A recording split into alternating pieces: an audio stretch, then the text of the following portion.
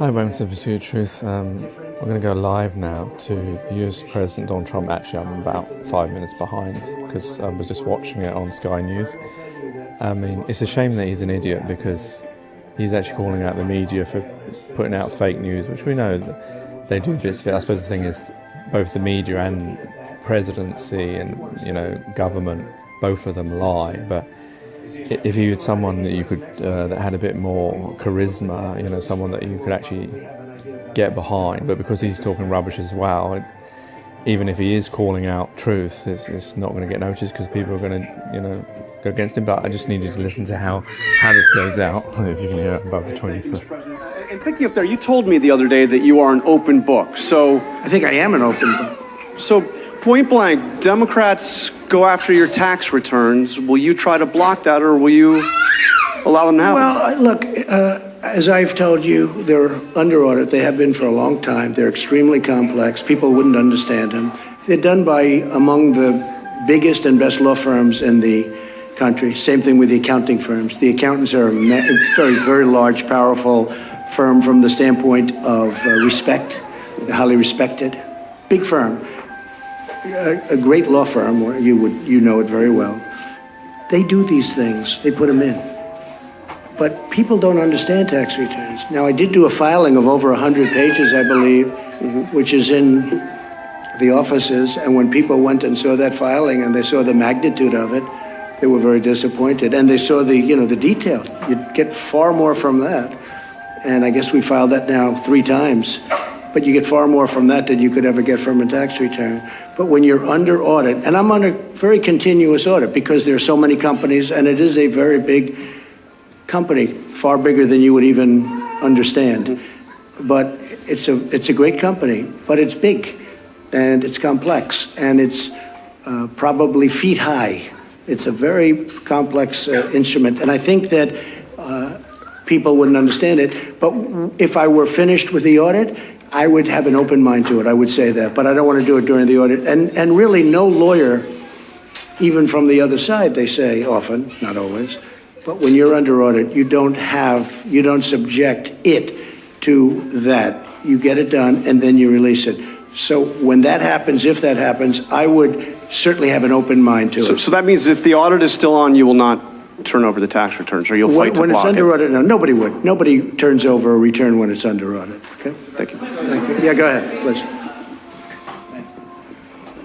One, I was tempted to ask you why you like Oprah so much, but I think I'll go on to the question that... Why do I like Oprah? What kind of a question is it? Yeah, I'm just asking, just curious. But He's a comedian here. The real question I do like Oprah, by the way. I do. She was a person I knew well, came to my place in Palm Beach often, and I have a lot of respect for her. Unfortunately, she didn't do the trick. The real question is, you just sat up here and said that from this podium that are you offering an my way or highway scenario to the Democrats? You're saying that if they start investigating you, that you can play that game and investigate them. Better than them. Can you compartmentalize that? And I think I know more than they know. Can you compartmentalize that and still continue to work with them for the benefit of the rest of the country? No. Or are all bets off? No. If they do that, then it's just all it is a warlike posture. And so then, wait a minute, then the follow-up, I'm sorry, John. You heard my answer. Go ahead. Well, since it's Jim, I'll let it go. Thank you, Mr. President. I want to challenge you on one of the statements that you made in the tail end of the campaign in the midterms. Here we go. If you don't mind, Mr. President, come on. that this caravan was an invasion. As you know, Mr. President, I consider it to be an invasion. As you know, Mr. President, the caravan was not an invasion. It's a group of migrants moving up from Central America towards the border with the U.S. Thank you for telling me that. And why did you characterize it as such? Because I consider it an invasion. You and I have a difference of opinion. But do you think that you demonized immigrants in this election to try to keep... I want them to come into the country, but they have to come in legally. They have to come in, Jim, through a process. I want it to be a process, and I want people to come in, and we need the people. Your campaign... Wait.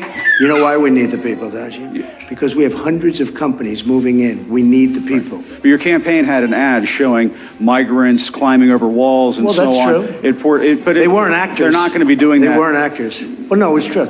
Do you think they were actors? They weren't actors. They didn't come from Hollywood. These were people. This was an actual, it happened a few days ago.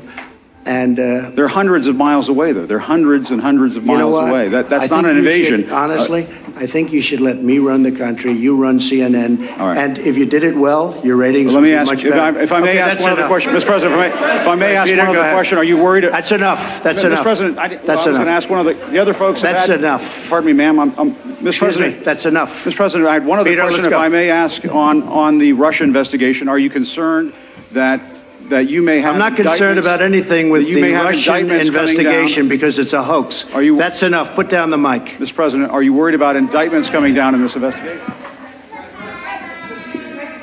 Mr. President, I'll tell you what, CNN should be ashamed of itself having you working for them. You are a rude, terrible person. You shouldn't be working for CNN. Go ahead. I think that's unfair. You're a very rude person. The way you treat Sarah Huckabee is horrible. And the way you treat other people are horrible. You shouldn't treat people that way. Go ahead. Go ahead, Peter, go ahead. In Jim's defense, I've traveled with him and watched him. He's a diligent reporter who busts Well, his I'm butt not a like big the rest fan of us. yours either, so I understand. to be honest. So let me ask you a question if I can. You repeatedly You said, aren't the best. Mr. President, you repeatedly, over the course Okay, of the... just sit down, please.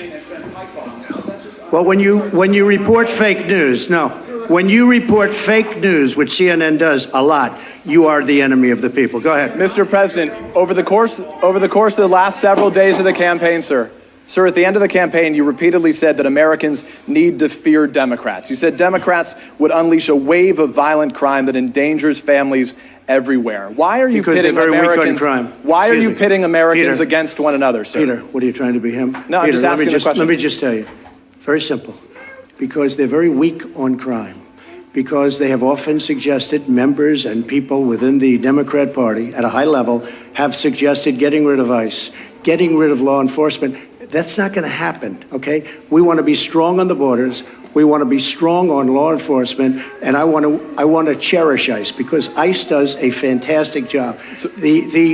What they do for us is it's so unrecognized how good a job they do. So we want to take care of them, and we want to hold them very close because they do a good job. But the question, Okay, to be clear, though, the question, Thank you sir, very much. why are you sit down? But but you didn't answer my question. Just very simply, the question is, why are you pitting Americans against one another, sir? I'm not. Is that how you view No, I'm not. citizens well, of look, this country? I'll tell you what. We won a lot of elections last night.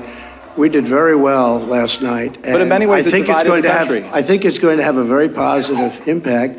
I watched NBC this morning. They didn't report it exactly correctly, but that's, that's the fact with NBC. Nothing I can do about that.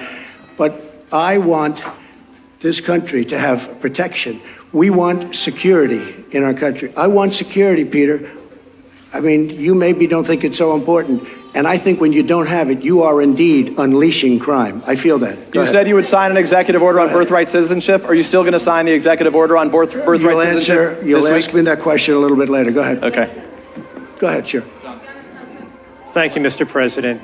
The investigation by the special counsel Robert Mueller has been going on since last spring.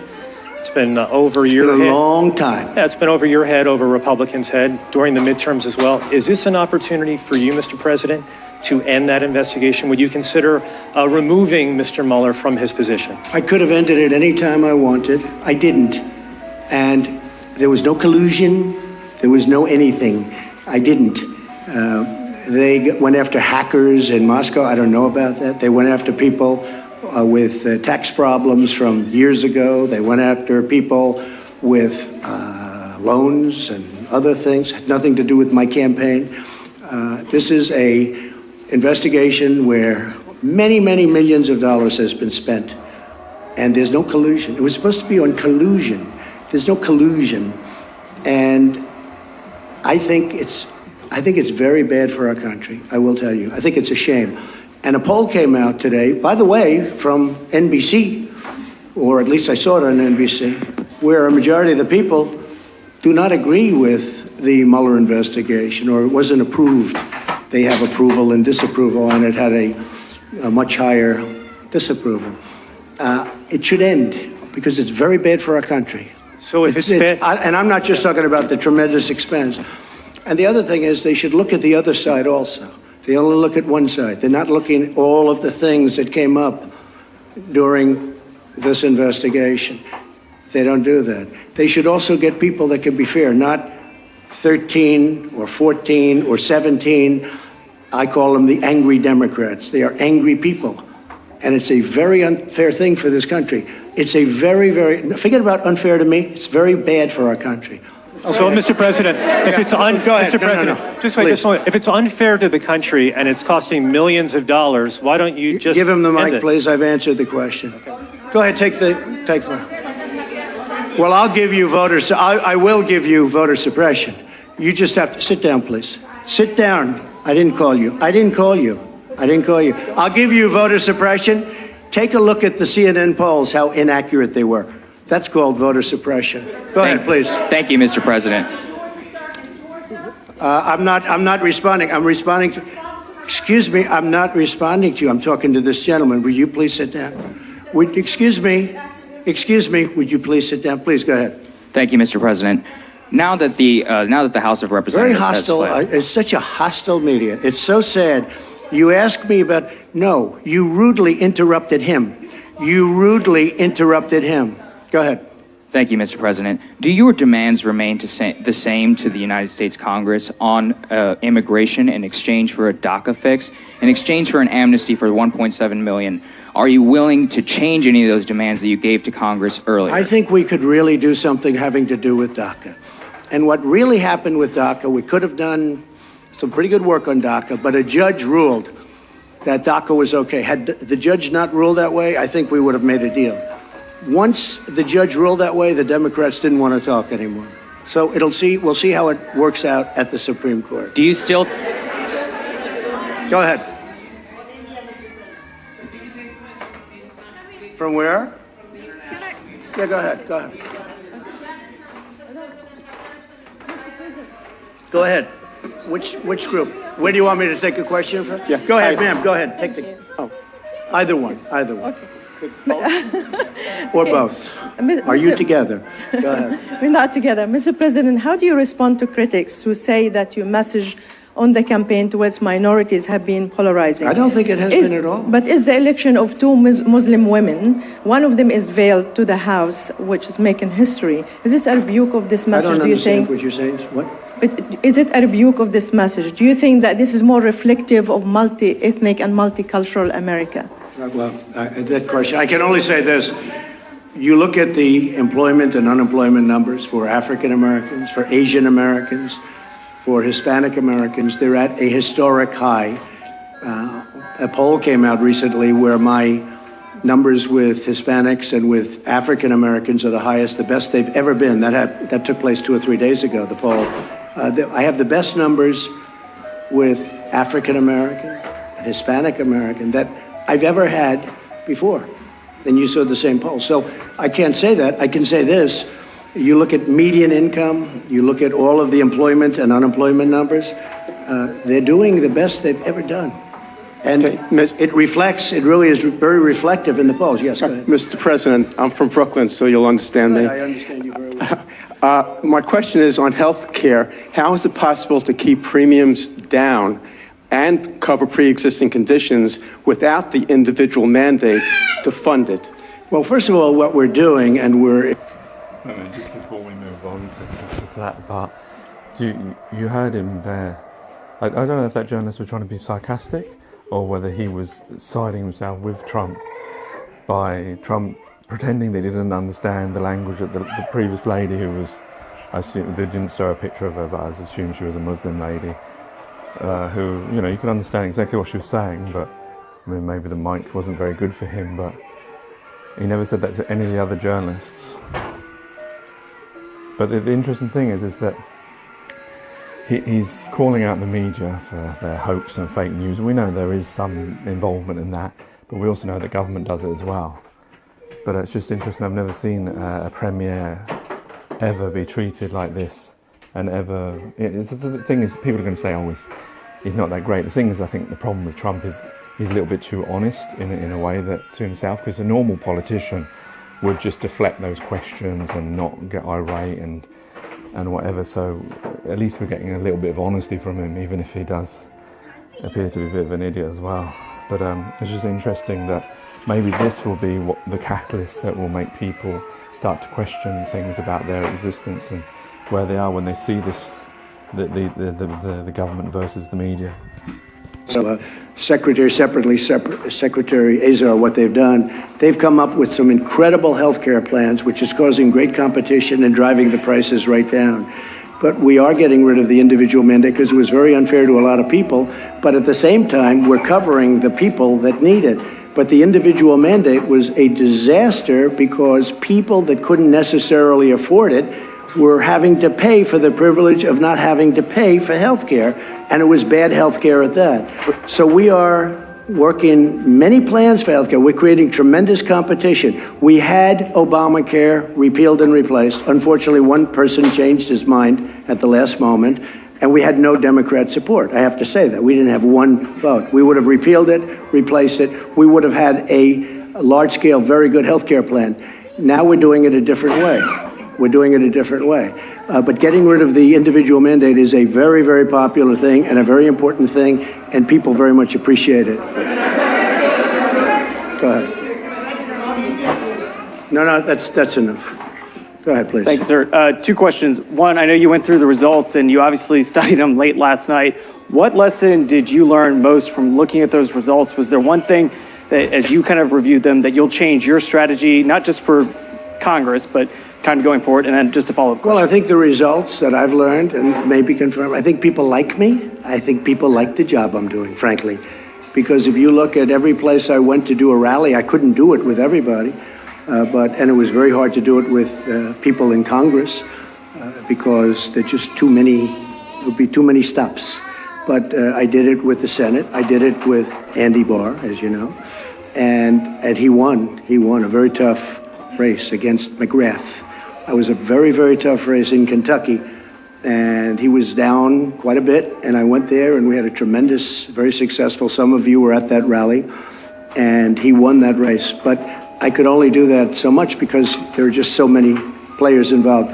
But I did focus on the Senate, and we had tremendous success with the Senate, really tremendous. Can I ask you one more question? Sorry, Mr. President, one more question if you don't mind. I'm so sorry, sir. It's a rare opportunity. A lot of people are going to be rushing to Iowa, rushing to New Hampshire. You know that the Democrats are already looking ahead to 2020. Do you want to lock down your ticket right now, sir? Will the vice president be your running mate in 2020? Well, I haven't asked him, but I hope so. Where are you? Mike, will you be my running mate? Stand up, Mike, please. Raise your right hand. No, I'm only kidding. Will you? Thank you. Okay, good. The answer is yes. Okay. Thank you, sir. That was unexpected, but I feel very fine. Yeah, please. Thank you, Mr. President. Going back to the Russia investigation and the potential investigations from the now Democratic majority in Congress, some say that you could stop all this by declassifying. I could fire everybody right now, but I don't want to stop it because politically I don't like stopping it. Yeah. It's a disgrace. It should have never been started because there was no crime. Everybody has conflicts. They all have conflicts over there that are beyond anything that anybody's ever seen in terms of conflicts. From the fact that people ask for jobs, from the fact that they have very good friends on the other side, like really good friends like Comey, who, by the way, lied and leaked and also leaked classified information. Nothing happened there. It might, perhaps, maybe something's happening that I don't know about. I stay away from it. But you know what I do? I let it just go on. They're wasting a lot of money, but I let it go on because I don't want to do that. But you're right. I could end it right now. I could say that investigation is over. But it's really, it's a disgrace, frankly. And it's an embarrassment to our country. It's an embarrassment to the people of our country. And it's too bad. Go ahead. What about the declassification of the documents? Some say that that would clear Well, it all we're up. looking at that. No, You're no, still we're looking considering at that it? very seriously. Declassification, we're looking at very seriously. Okay, can I ask one more question? It's amazing how people on the other side just don't want those documents declassified. But no, we're looking at that very carefully. I certainly wanted to wait till after the midterms. Can I ask you one more question, Mr. President? Okay, thank you. Go ahead. Thank you, Mr. President. You have campaigned as a pro-life president. You have defended the rights of unborn children. You now have a divided Congress. It's unlikely to pass any pro-life bills. Very tough issue. How are you going to push forward your pro-life agenda? Just going to push. I've been pushing. I've done a very good job, too. We're very happy with me. But it's a tough issue for the two sides. There's no question about it. But what are you going to do? There is great debate. What am I going to do? I won't be able to explain that to you because it is an issue that is a very divisive, polarizing issue. But there is a solution. I think I have that solution, and nobody else does. We're going to be working on that. Yes, go ahead, please. She took your place, but that's okay.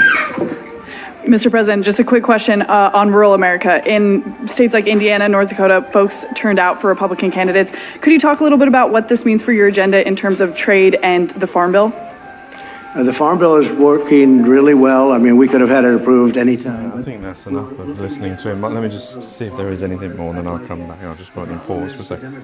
Oh, I mean, there's a bit more. He calls President Obama's administration a regime. Oh, dear.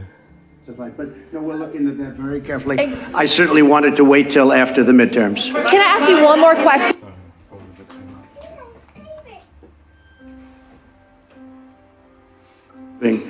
The Farm Bill with work rules. We could have it very fast without the work rules, but we want the work rules in, and the Democrats just don't want to vote for that.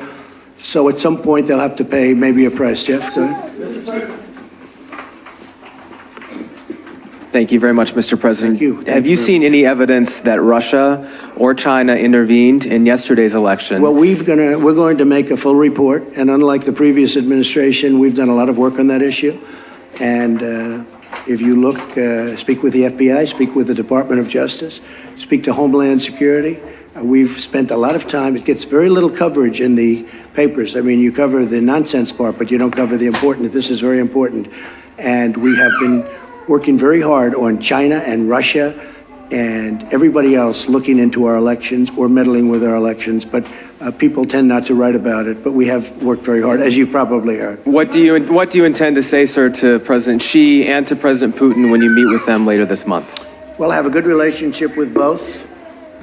I know President Xi better, but I think I have a very good relationship with both. I actually had a very good meeting in Russia that you people didn't agree with, but that's okay. It doesn't much matter, obviously, because here I am.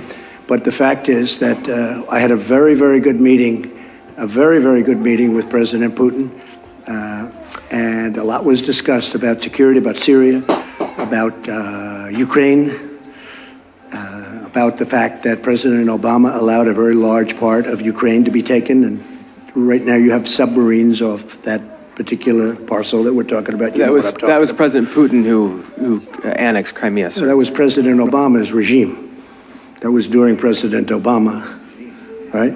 That was not during me. But it was President Putin, that was President sir, who did the Obama. annexation. No, it was President Obama that allowed it to happen.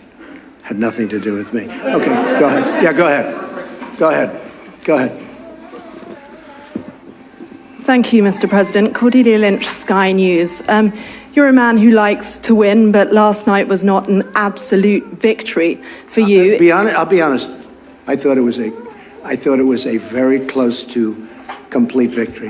When you look at it from the standpoint of negotiation, when you look at it from the standpoint of deal making, because it's all about deal making, again, if we had the majority and we had 1 or 2 or 3 votes to play with, we would have been at a standstill. I really believe that we have a chance to get along very well with the Democrats. And if that's the case, we can do a tremendous amount of legislation and get it approved by both parties. So I consider it to be, hey, look, I won Georgia.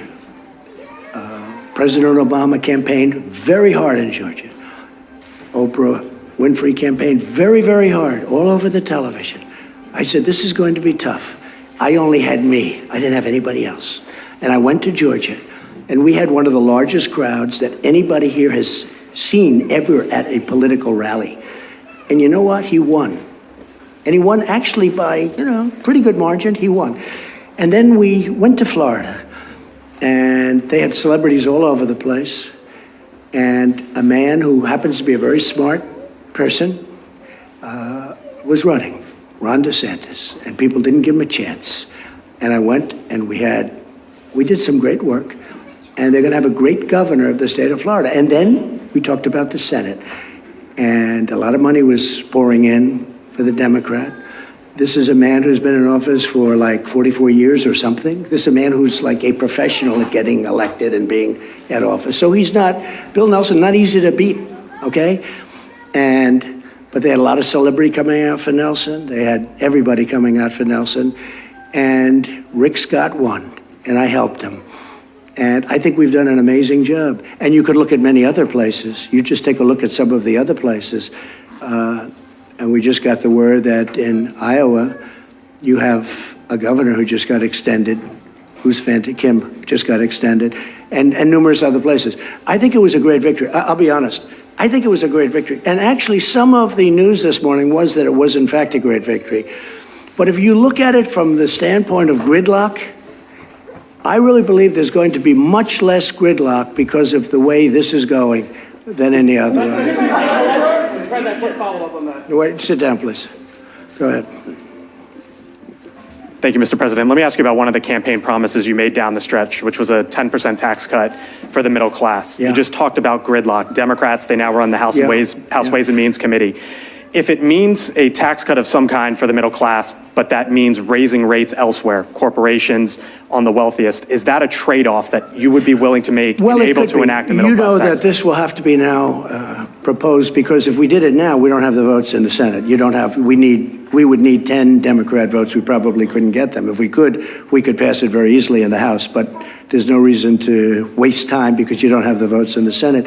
But if as an example, if the Democrats come up with an idea for tax cuts, which I'm a big believer in tax cuts, I would absolutely pursue something, even if it means some adjustment. Some adjustment on which side, the corporate, the individual? Yeah, to make it possible. But I would love to see a tax cut for the middle class. Now, that's going to be their decision. They're going to have to make that decision. As you know, if we bring it up to the Senate, we'd need Democrat votes 10, and we don't have those 10 votes. And just because the markets would want to know, sir, some adjustment, would that be 1%, 2%, 3% on either side? It's too early. I'm just saying, I would be certainly willing to do a little bit of an adjustment. Go ahead, behind. Thank you. Go ahead, please. Mr. President, thank you very much. Two questions. One is, you had talked about leaders who had called to congratulate you. Did President Putin call to congratulate you? And will you, in fact, meet with him at lunch this coming weekend? Well, as I understand it, we're having, and I guess a lot of you are going over, we're having a lunch for numerous countries. I'll be there. I believe President Putin is going to be there. We don't have anything scheduled. I don't think we have anything scheduled in Paris. And I'm coming back very quickly. I'm going over. This is a great event. This is an important, really, this is going to be a very important and I think a very beautiful ceremony. I'm looking forward to going, and we're representing the incredible heroes of the world, but the heroes of our country from World War I. And so I'll be going there, and I am very proud to go there. Did he call you? I don't think we have time set aside for that meeting. Now, with that being said, we're very shortly meeting again at the G20, where he'll be there, and I'll be there, and that's where we're actually looking forward to meet. We will be having a lunch, but I think there are many people there. And did he call you to congratulate you? And if I could also just invite you, since this is quite a gathering we've got here, to go ahead and talk about the staff changes that you expect in the White House while we're here. We're eager to hear about them. Is General Kelly going to stay on? As we make changes, we'll sit down and talk to you about it. I mean, there's no great secret. A lot of administrations make changes after midterms. I will say that for the most part, I'm very, very happy with this cabinet. We're doing a great job. But what about in the White House? What about in the White House, sir? You've got a lot of White House staff. Some have been talking about leaving. General Kelly has been rumored to be leaving. No, people leave. People leave. And is that going to happen? People leave. I haven't heard about John Kelly, but no, people leave. They come in. They're here. It's a very exhausting job, although I love doing it, I must tell you. But it's exhausting for a lot of people. I'm surprised at a lot of people. They start off, they're young people. They're there for 2 years, and they're old by the time they leave. It's quite exhausting. But I love doing it, and I'll tell you, there will be changes. Nothing monumental from that standpoint. I don't think very much different than most administrations. And we have many people lined up for every single position. Any position, everybody wants to work in this White House. We are a hot country. This is a hot White House. We are a White House that people want to work with. Okay. No, please, behind you. Go ahead. This has been a very challenging campaign. This has been a very challenging campaign. It's been a very challenging campaign. It has involved quite a lot of abuse and a lot of violence. People have died during the course of this campaign. Right. Is there any way in which you think the temperature could be lowered? Perhaps peace could break out with the media? Perhaps your bipartisan relationships across the House and the Senate may now produce some change? Or are we going to have more of the same? It's a very fair question. Look, I would love to see unity and peace and love and any other word you want to use. And obviously, I think we had to, especially at this particular juncture, we had to wait till after the midterms are over. Now they're over. If they would cover me fairly, which they don't. I'm not saying that in a hostile way. I get extremely inaccurate coverage. I can do something that's fantastic, and they'll make it look like not good. And I don't mind having bad stories. If I make a mistake, cover it. I would like you to cover it fairly, but cover it. But when you do something terrific, look how little the economy is talked about. A poll came out this morning talking about how little the three networks, I don't think they included CNN, but how little the three networks talk about how good the economy is. How little. Almost not at all. If President Obama had this economy, and by the way, if that administration through somebody else kept going, you would have had negative 4.2 instead of positive 4.2% growth. You would have had negative. It was heading down. But here, the point is this, excuse me. I would love to see unity, including with the media, because I think the media, I'll be honest, I think it's a very divisive thing for our country. And you would be amazed at how smart people are that are reading your stories and seeing your stories and watching. You'd be amazed how perceptive and how smart they are. They get it. And it really does bring disunity. I didn't, excuse me. You are not called on. Go ahead, please. How about Turkey? Thank you, President Trump. Shortly after your victory speech on the historic night of back in November 2016, I asked you to what single factor you most attributed this victory to. Said you have to speak up. Sure. On the night of your victory, I asked you right after your speech to what you would attribute your victory. You pointed up to the ceiling and you said that it was God. Based off of that, how would you say over the last 2 years God plays, what kind of a factor he plays in the day-to-day execution of the office of the president? Well, God plays a big factor in my life, and God plays a factor in the lives of many people that I know very well in this room, like your vice president. God plays a very big role in my life. And one more back to a quick follow-up. Which loss last night surprised you the most, and which of these unsuccessful candidates are you most likely to consider for Nothing a future administration? Me in politics. Would you but there were some losses last night, and there were some victories last night that have been incredible. I mean, there were victories last night that nobody would believe, especially based on the suppression polls. They had a lot of suppression polls. Would you and there were some victories last night that were very surprising, but I'm not going to pick out special. Well, would you consider any for a post? It's tough enough for those people to have. Would you consider any for an administration post moving forward as one of the very few of the 3.7% unemployed? What? Would you consider any of the people who lost last night for a post in the administration in the near future? I know a couple of very good ones. Yeah, I would actually. Go ahead, please. Mr. President, I asked you on Monday if there was anything that you regret in your first 2 years. And you said that at times you could have and should have used a, quote, softer tone. Your critics, as you can imagine, your skeptics, they say they're not holding their breath on that happening. Will you indeed have to change your tone if you're to get things passed through Congress after losing the House And you also said you might extend an olive branch. What would that look like? I would love to have, I'd be very good at a low tone. But when things are done not correctly about you, written about you, said about you, on television, on wherever it is, you have to defend yourself. I would love to do very even tones, much easier than what I have to do. I have to go around, and going around is much easier than facing somebody and being treated fairly. But when you're not treated fairly, you really have no choice. I would love to have a very even, modest, boring tone. I would be very honored by that. But you know what? When you have to fight, all the time fight, because you're being misrepresented by the media, you really can't do that. But not about the media, sir. But sir, real quickly, not about the media, but what about with Congress? Please, go ahead. Mr. President, can you tell how you focus on the economic... Where are you from, please? Japan. Okay. And Say hello. Say hello to Shinzo. Yes. I'm sure he's happy about tariffs on his cars. Go ahead. That's my question, actually.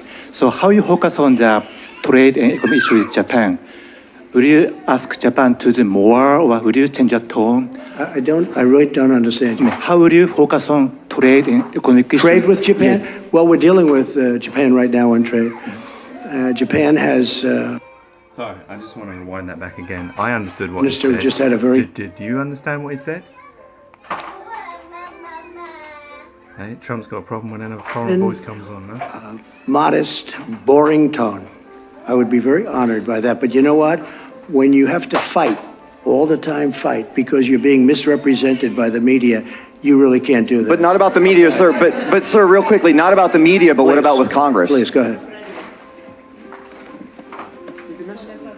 Mr. President, can you tell how you focus on the economic... Where are you from, please? Japan. Say hello. Say hello to Shinzo.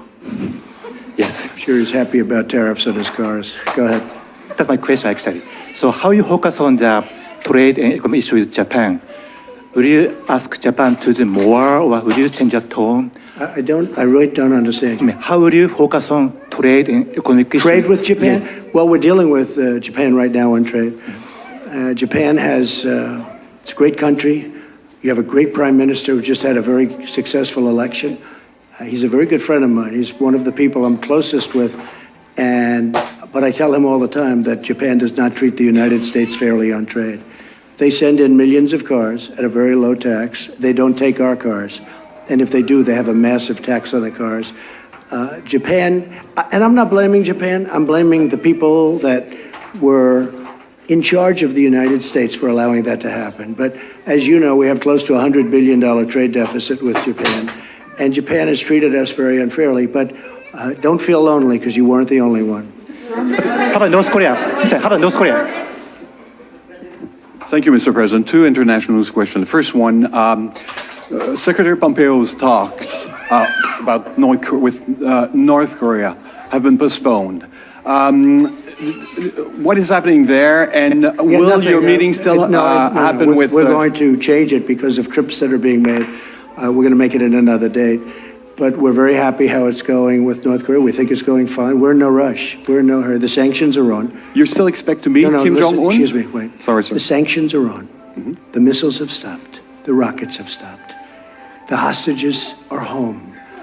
The great heroes have been coming home. Mike Pence was in Hawaii, where one of the most beautiful ceremonies that anyone's ever seen for the fallen. These are great heroes. Very important. When I was running, a lot of people, as many years ago as it was, in many cases grandchildren, but they were asking about that. They're coming home, and they're being provided to us as we speak. But I'm in no rush. I'm in no rush. The sanctions are on. I read a couple of times, and I've seen a few times where they said, he's done so much. What have I done? I met. Now, I'd love to take the sanctions off, but they have to be responsive too. It's a two-way street. But we're not in any rush at all. There's no rush whatsoever. You know, before I got here, they were dealing with this for over 70 years. And I guess on a nuclear front for 25 years. That's a long time. I've been there. I probably left Singapore 4 or 5 months ago. And we made more progress in that 4 or 5 months than they've made in 70 years. and nobody else could have done what I've done. But I'll say this very simply. We're in no rush. The sanctions are on, and whenever it is. But that meeting is going to be rescheduled. That meeting, but about your meeting with Kim Jong-un, sir, will it happen in the next month? Sometime next year, I would say. Sometime next year? Sometime early next year. And a quick question on the USMCA. Now that it's been concluded, have you repaired your relationship with Prime Minister Trudeau? Yes, I have. We have a very good relationship. Thank you very much, Mr. President. We've been talking a lot about division and the division that exists in this country right now. And some of the statistics are disturbing, I think, to just about everyone. Anti-Semitic incidents have increased by 57% since 2016. Hate crimes are on the rise. Why do you think that is, and what will you do about it? It's as very president? sad to see it. I hate to see it. And as you know, I've done more. In fact, if you were with us the last time we met, Prime Minister Netanyahu said that this president has done more for Israel than any other president. Those words, those exact words. Jerusalem, protection, working together, so many different things. But the big thing is Jerusalem.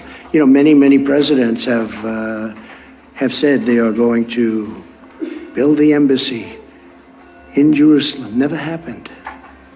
Making it the capital of Israel. Never happened. Never happened. But it happened with me, and quickly. And not only did it happen, we built the embassy. That would have taken another 15 or 20 years and cost probably billions of dollars. And we did it for a tiny amount of money. It's already done. It's open. Nobody has done more for Israel than Donald Trump. And the nice part is that's not me saying it. That's Prime Minister Netanyahu. But what about Mr. President, what about the divides in this country? Mr. President, what about healing the divides in this country? Well, and we want to see those we want to issues see it healed. And specifically? one of the things I think that can help heal is the success of our country. We are really successful now. We've gone up $11.7 trillion in worth. If you know, China's come down tremendously. China would have superseded us in 2 years as an economic power. Now they're not even close. China got rid of their China 25 because I found it very insulting. I said that to them. I said China 25 is very insulting because China 25 means in 2025 they're going to take over economically the world. I said that's not happening. And we've gone way up. They've gone down. And I don't want them to go down. We'll have a good meeting and we're going to see what we can do. But I have to say this. Billions of dollars will soon be pouring into our treasury from taxes that China is paying for us. And if you speak to Mr. Pillsbury, who probably is the leading authority on China, he was on the other day saying he has never seen anything like it. And you know who else hasn't? China hasn't. And Mr. President, but we're going to try and make a deal with China because I want to have great relationships with President Xi, as I do, and also with China. you're talking about the economic. How do you see your role as a moral leader? Go ahead, Mr. please. President, just Go how ahead. do you see your role as a Please, moral go leader? ahead. There's so many people, I'm sorry. As a moral Go leader, ahead. though. I think I am a great moral leader, and I love our country. Go ahead, please. Thank you, sir. You said earlier in this press conference that Democrats had a choice that you would not work with them on legislation if they were investigating you. Do you not have a choice in the matter as well? Don't you have a I think it's responsibility? inappropriate. No. I think it's very inappropriate. We should get along and get deals done. Now, we can investigate. They look at us, we look at them. It goes on for 2 years. Then at the end of 2 years, nothing's done. Now, what's bad for them is being in the majority, I'm just going to blame them. You understand? I'm going to blame them. They're the majority. Honestly, it makes it much simpler for me. They will be blamed. But I think Nancy Pelosi, and you know, I put that statement out on social media today about Nancy Pelosi, that if she's short of votes, because frankly, I think she deserves, and a lot of people thought I was being sarcastic or I was kidding. I wasn't. I think she deserves it. She's been fighting along for it. She's been fighting. I really mean this. There was nothing sarcastic about it, or it was really meant with very good intentions. I think she deserves it. She's fought long and hard. She's a very capable person. And, you know, you have other people shooting at her, trying to take over the speakership. And I said, if it's appropriate, I said, if we can and if we will, if she has a problem, I think I would be able to very easily supply her the necessary votes. That's not said in any way other than I really believe she deserves that position. I also believe that Nancy Pelosi and I can work together and get a lot of things done, along with Mitch and everybody else that we have to work with. I think we'll get a lot done. Mr. President, why can't you do that while subpoenas are coming through? Excuse me? Why can't you work together while there are subpoenas or while there are investigations in process? I think we will. Look, now that the election's over. Now everybody is in love. But then I see the hostility of questions in the room. I come in here as a nice person wanting to answer questions, and I have people jumping out of their seats screaming questions at me. No, the election's over, and I am extraordinarily happy. I really am. And by the way, I tell you if I wasn't, look at what happened in Florida. Look at what happened in Georgia. Look at what happened in so many locations with governorships. Nobody talks about the governorships. Look at the amount of work that was given to these other candidates against my candidate. And, I mean, I'm extraordinarily happy. And if I wasn't, I'd let you know. There's nothing wrong. I mean, look, you look at midterms and you look at elections generally, you see it's very rare that a party who has the presidency does well. We did unbelievably well to win Florida, both the Senate and the governorship, against two very talented people. I'll tell you what, we did incredibly. To win Georgia when you had some of the biggest stars in the world campaigning endlessly, including President Obama. I tell you what, this was a great victory for us. And again, from a deal-making standpoint, we are all much better off the way it turned out. Because I really believe if the Democrats want to, we can do a tremendous amount of great legislation. Yes, please, go ahead. Should we keep this going for a little while? Yes. Yes, I think you should keep this going. When you get bored, would you please tell me? Seriously, tell me. You're never bored. I don't want to, hopefully not. I don't want to overstay, but yes, please go ahead. Hi, Mr. President. Yamiche Alcindor with PBS NewsHour. On the campaign trail, you called yourself a nationalist. Some people saw that as emboldening white nationalists. Now people are also saying that the president. It's such a racist There are question. some people that say that now the Republican Party is seen as supporting white nationalists because of your rhetoric. What do you make of that? I don't believe it. I don't know. Why do I have my highest poll numbers ever with African Americans? Why do I have among the highest poll numbers with African Americans? I mean, why do I have my highest poll numbers? That's such a racist question. Honestly, I mean, I know you have it written down and you're going to tell me. Let me tell you, it's a racist question. And Mr. President, I love it. You know what the word is? I love our country. I do. You have nationalists, you have globalists. I also love the world. And I don't mind helping the world, but we have to straighten out our country first. We have a lot of problems. Excuse me. But to say that, what you said, is so insulting to me. It's a very terrible thing that you said. And Mr. President, people have you Go talked ahead. about middle class tax cuts on the campaign trail. How will you get Democrats to support that policy? You have to ask them. Well, Hey, what's your plan for working with Democrats on a middle class tax plan? You know what my plan is? I'll ask them. And if they say yes, I'm all for it. And if they say no, there's nothing you can do because you need their votes. Go ahead. Yes, thank you, Mr. President. Francesca Chambers, DailyMail.com. You said many times on the campaign trail that you didn't want Nancy Pelosi to be Speaker. At least you suggested that. You spent a lot of time talking about her and Chuck Schumer. It's not a question of want. I would have. So here's let me answer. Would I have preferred winning by 2 or 3 or 4? I would almost have to think about that. But certainly, I like to win. And if I win, she's not going to be Speaker. What did she say to you, though, yesterday that made you give her support? Honestly, we had a very warm conversation. You know, she loves this country. And she's a very smart woman. She's done a very good job.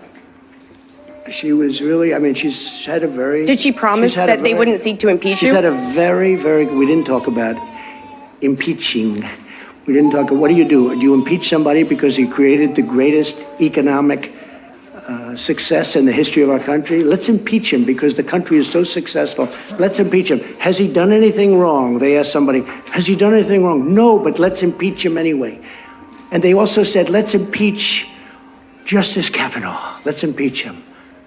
And now they have the second woman coming out, that the first, the second. And I hate to say this, but it was public. And after him, we're going to impeach the vice president. We're going to impeach Mike Pence. Mike Pence doesn't get impeached for anything. So let's impeach the president, and then we'll impeach the vice president. These people are sick, and you know what? I think that's enough. You can find the rest on Sky News or wherever out there. I'm sure people are going to be talking about this for a lot. Take care, take it easy. All the best and peace. Regarding all the retirements in the House, regarding all the retirements.